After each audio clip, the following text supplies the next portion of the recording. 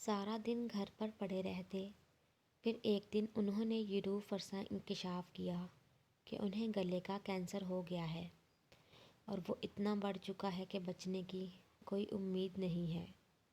رو رو کر میرا برا حال ہو گیا۔ اوپر سے یہ حکم تھا کہ کسی کو کچھ نہ بتاؤں۔ انہوں نے مزید بتایا کہ وہ کینسر کی تشخیص یہاں کے ایک مشہور ہسپتال نے کی تھی اور وہ تقریباً 6 ماہ سے کیمو تھراپی کرا رہے ہیں۔ وزن کم ہونے کی وجہ اور دوسری علامات کینسر ہی کی وجہ سے تھی۔ میں نے ان کے ساتھ جانے کی خواہش کا اظہار کیا کہ میں آپ کے ڈاکٹر سے ملنا چاہتی ہوں اور چند سوالات کرنا چاہتی ہوں۔ انہوں نے وعدہ کیا، مگر ہر دفعہ وہ رات کو ہسپتال مجھے بغیر بتائے چلے جاتے اور دوسرے دن رپورٹ دیتے۔ آخر کار میں نے انہیں ان کے حال پر چھوڑ دیا۔ اپنے شوہر کی خواہش کے خلاف میں نے اپنی ساس کو ان کے کینسر کے بارے میں بتایا۔ میری ساس نے سوال کیا کہ آیا تمہیں یقین ہے کہ اسے کینسر ہے؟ کہیں منشیات کا مسئلہ تو نہیں ہے؟ میں نے حیرانی سے پوچھا، کیا مطلب؟ مگر انہوں نے کوئی جواب نہیں دیا۔ میں نے اپنی ساس کی منت کی کہ وہ اپنے بیٹے کا خیال کریں، وہ بہت کمزور ہو گئے ہیں۔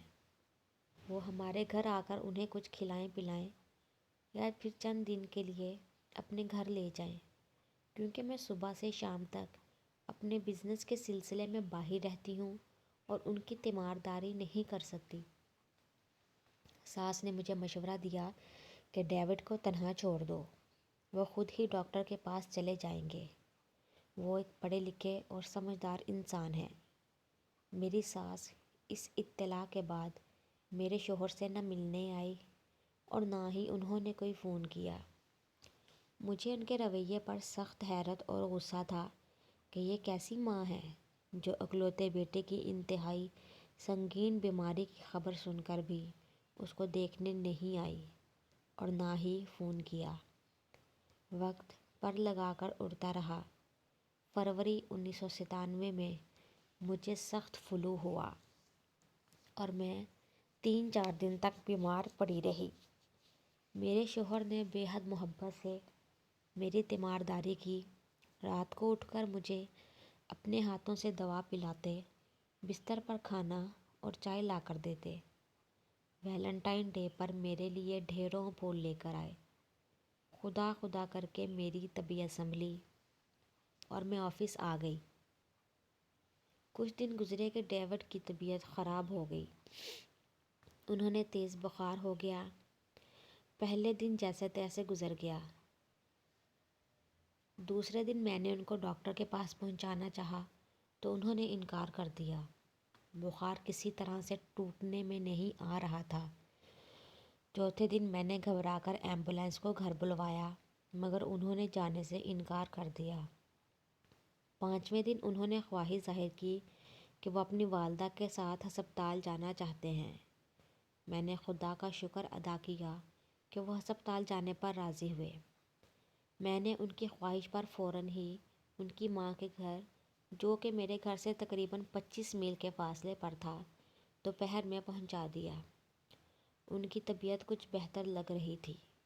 میں بھی مطمئن ہو گئی کہ اب وہ محفوظ ہاتھوں میں ہے۔ ایک صبح کو جب میں ہسپتال پہنچی تو پتہ چلا کہ میرے شوہر کی حالت انتہائی نازک ہے۔ ساس کمرے کے باہر کھڑی تھی۔ مجھے اندر جانے کی اجازت نہیں ملی کیونکہ 3 ڈاکٹر ان پر کام کر رہے تھے۔ اسی شام کو دوبارہ ہسپتال گئی اور ڈاکٹروں نے یہ انکشاف کیا کہ میرے شوہر کو کوئی کینسر نہیں تھا اور نہ ہی انہوں نے کبھی کیمو تھراپی کرائی، بلکہ وہ ڈرگ لے رہے تھے۔ دوسرے ہی دن میرے بینک سے لیٹر آیا۔ میرے شوہر ATM کارڈ میری اجازت کے بغیر میرے پرس سے نکال کر ہر رات کو بینک سے $200 کبھی $300 نکال لیا کرتے تھے اور اسے ڈرگ خریدنے پر خرچ کر دیا کرتے تھے۔ انہوں نے میرے اکاؤنٹ سے $10,000 سے زیادہ اپنی منشیات کی اس عادت پر خرچ کر ڈالے تھے۔